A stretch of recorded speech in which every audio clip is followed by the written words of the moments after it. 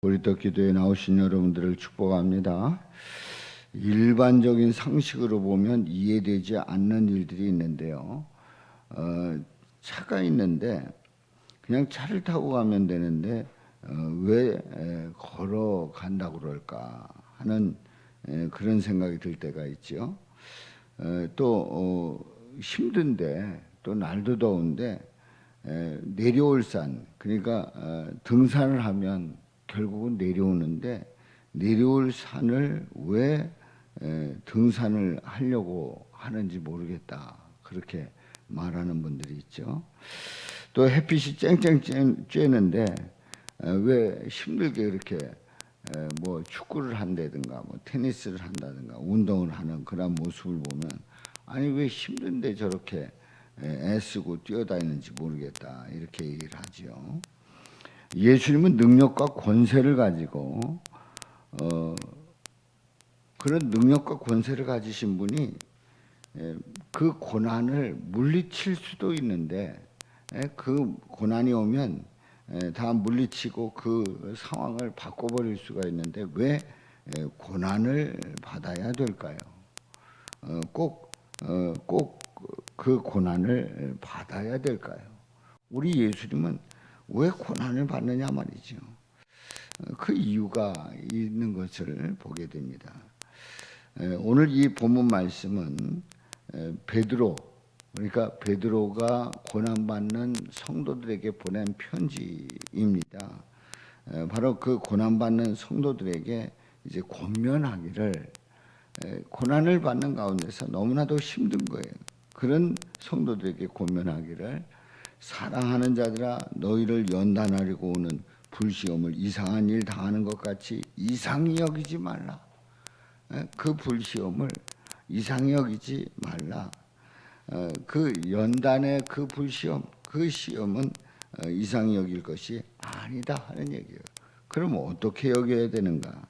13절에 보면은 오히려 너희가 그리스도의 고난에 참여하는 것으로 즐거워하라. 오히려 고난을 즐거워하라, 즐기라는 거예요. 이는 그의 영광을 나타내실 때 너희로 즐거워하고 기뻐하게 하려 함이라. 결국 우리 예수 그리스도 오실 때에 주님을 만나게 되고 그 주님을 만날 때에 즐거워하고 기뻐할 수 있다는 얘기입니다.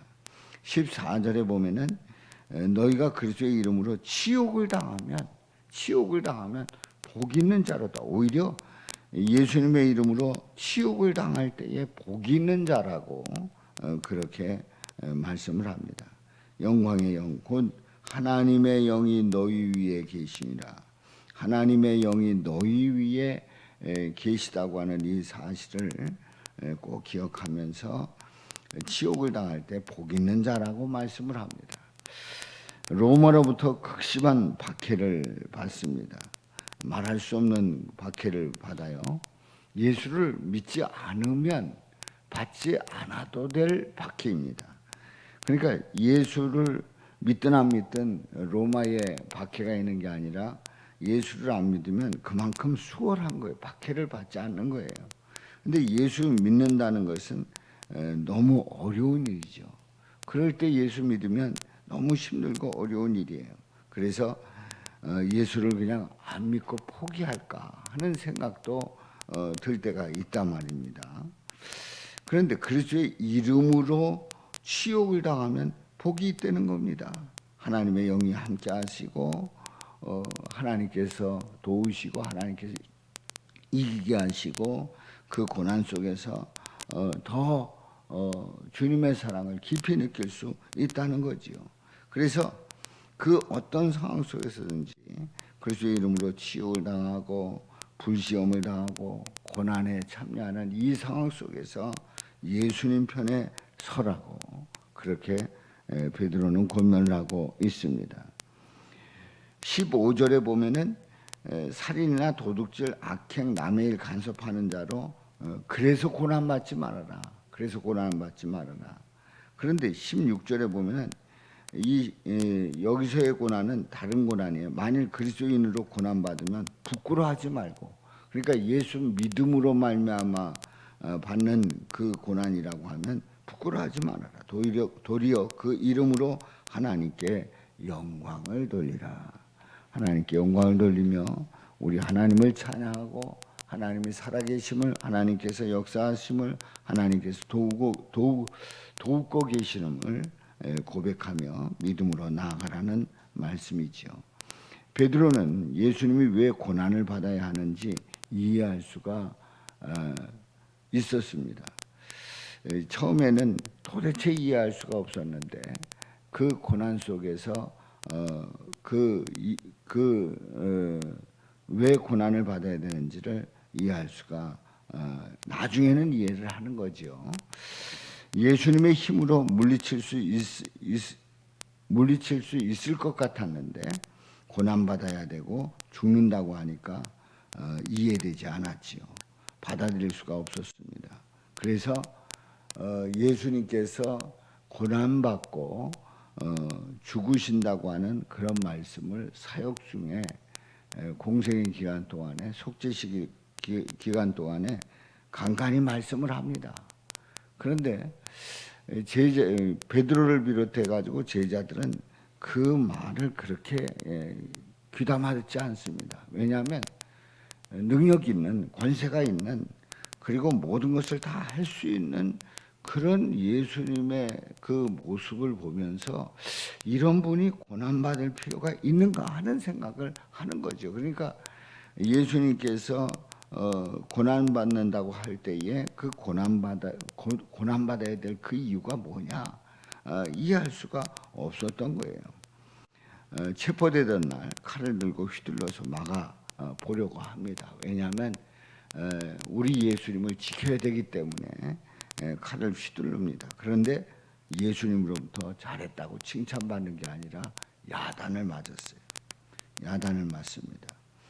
체포돼서 신문을 받고 골고다 언덕으로 십자가를 지고 우리 예수님 올라갈 때에 또 신문을 받는 그 과정에서 이 베드로와 눈이 마주칩니다. 그런데 그 순간 이 사람이 예수님과 함께 있었다, 도당이었다, 이 예수님과 같은 무리였다라고 하는 그런 지적을 사람들이 하는 겁니다. 들통이 난 거지요. 예수님과 함께 있었다고 하는 그 신분이 들통이 난 겁니다.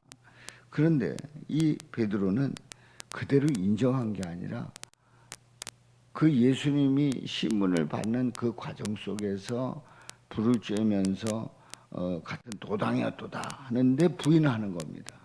부인하다가 안 되니까 부인하는 정도로 하면은 이게 완전히 같은 패거리 사람이다라고 하는 그 모함을 받게 되고 끌려갈 수도 있으니까 저주까지 하는 겁니다. 그야말로 이 베드로가 어떻게 보면 가룟 유다보다도 더 나쁜 베드로의 모습을 보게 됩니다. 이제 모른다고 하는 것뿐만 아니라 저주까지 하는 거예요. 그런데 예수님은 이런 베드로를 품어주셨습니다. 이 베드로가 자신의 그런 잘못된 모습을 닭이 울 때에 깨닫게 되지요. 그래서 예수님께서 하신 그 말씀이 기억나고 그래서 슬피 울면서 회개하고 돌아옵니다. 그런데 우리 예수님은 야, 너 나를 저주했지 그러고 뱉어내는 것이 아니라 우리 예수님은 품어주셨습니다. 부활하신 예수님을 만나게 됐고 그리고 마가의 다락방에서 성령의 충만함을 받고 예수님이 받으신 고난을 그때서야 예수님이 왜 고난을 받으셨을까? 예수님이 능력이 있으면서도 불구하고 왜 고난을 받으셨을까? 예수님은 얼마든지 그 고난을 피해갈 수 있음에도 불구하고 그 고난을 받고 십자가에서 죽으신 이유가 뭘까 하는 것을 정확하게 깨닫게 됩니다. 그리고 이 베드로는 바로 자신이 예수님을 위해서 목숨을 걸며 복음을 전합니다. 그리고 이 베드로가 이제 붙잡혀서 죽임을 당할 때, 순교할 때에 나는 예수님처럼 바로 서서 십자가에 달릴 수가 없다. 거꾸로 달려서 순교하는 그러한 고난의 길을 마다하지 않았지요. 그렇습니다. 오늘 이 본문 말씀을 보면서 치욕을 당했는데, 예수님 때문에 치욕을 당했는데 복 있는 자라고 말할 수가 있는가 하는 얘기지요. 그런데 오늘 이 본문 말씀에서 분명히 치욕을 당하면 복이 있는 자라고 말씀을 합니다. 왜냐하면 바로 예수님께서 그 길을 가셨고, 그리고 그 예수님 때문에 치욕을 당할 때에 그 예수님의 더 깊은 사랑을 고백할 수가 있고, 또 그 은혜 속에 거하기 때문에 치욕을 당하는데 오히려 복 있는 자라고 고백하고 나갈 수가 있는 거지요. 그러므로 우리를 연단하려고 오는 그 불시험을 이상한 일 당하는 것 같이 여길 필요가 없습니다. 그리스도의 고난에 참여하는 것으로 즐거워하고 기뻐하면서 나갈 수 있는 겁니다. 그리스도의 이름으로 치욕을 당하면 복 있는 자라고 하는 그 말씀을 그대로 고백하고, 어떠한 상황 속에 있든지 그리스도인으로 고난을 받으면 부끄러워하지 아니하고 하나님께 영광을 돌리는 저와 여러분들 되시기를 주님의 이름으로 축원합니다. 자, 우리 14